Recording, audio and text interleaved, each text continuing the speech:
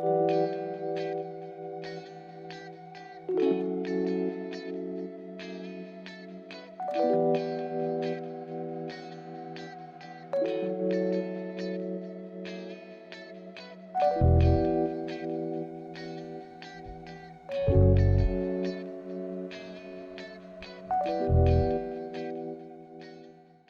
and welcome to another episode of Historically Marked. I am Jason, and I am in East St. Louis, Illinois, just outside the house where Miles Davis, one of the most popular American musicians of all time, especially during the 20th century, spent his formative years. And yes, he grew up here, and there's lots of history to tell. And I thought there was going to be a marker on here because I thought I saw one on a Facebook page, but I guess it has not yet been placed yet. But I will go ahead and just go ahead and show you the experience. So here we go. All right, so here it is, 1701 Kansas Avenue, East St. Louis. And this was where, again, Miles Davis spent his formative years. Now, I already did a Miles Davis video, you know, the statue in Alton, but like I said, he was originally born in Alton, but when Miles was a baby, his family moved to East St. Louis.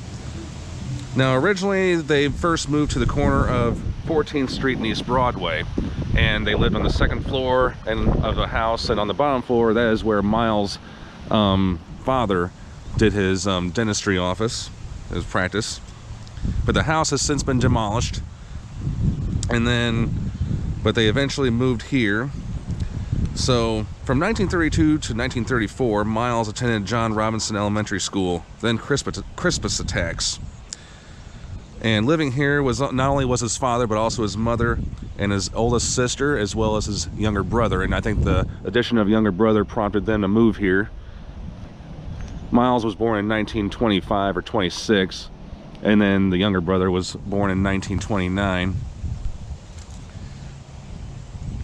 So I'm not going to get too close to the property because there are cameras here. So I don't want to be so suspicious, even though I do have a camera.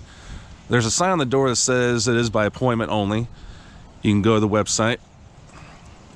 And like I said, I thought there'd be a plaque on here, but maybe they just put it inside for now. But like I said, tours are done by appointment only. So, Miles Davis, again, about his pre-music or professional career. He stayed here throughout his youth. He graduated from East St. Louis Lincoln High School. That was, of course, back when East St. Louis had two high schools. Being the class of 1944, he was in the marching band, and one of his mentors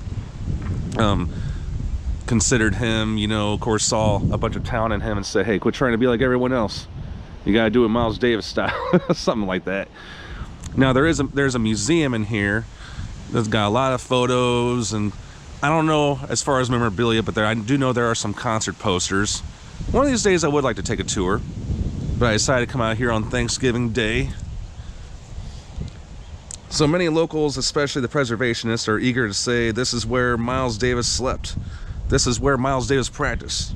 This is where he composed, among other things. Miles Davis was exposed to jazz greats while in this house, or maybe at school, but he was definitely influenced by Billy Eckstine, and Davis would leave the Midwest and continue eastbound to New York City after graduation from high school, where he attended Juilliard School of Music. But for a more broader version of the story, yes, as we all know, Miles Davis went on to become a much bigger star, as well as a member of the Rock and Roll Hall of Fame, as well as other great honorable awards. But he did pay his dues in the St. Louis area, especially here in East St. Louis.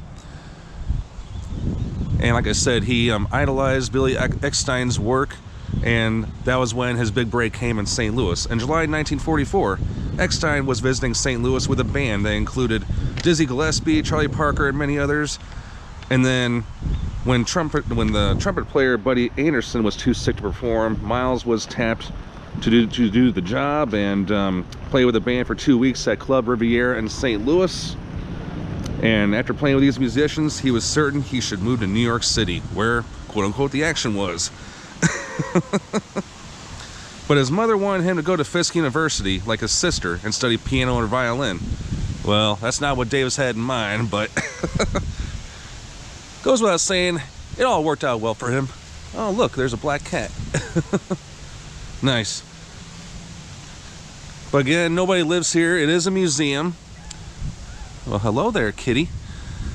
And they do keep this place heavily guarded, so I definitely recommend a tour if you're a hardcore Miles Davis fan.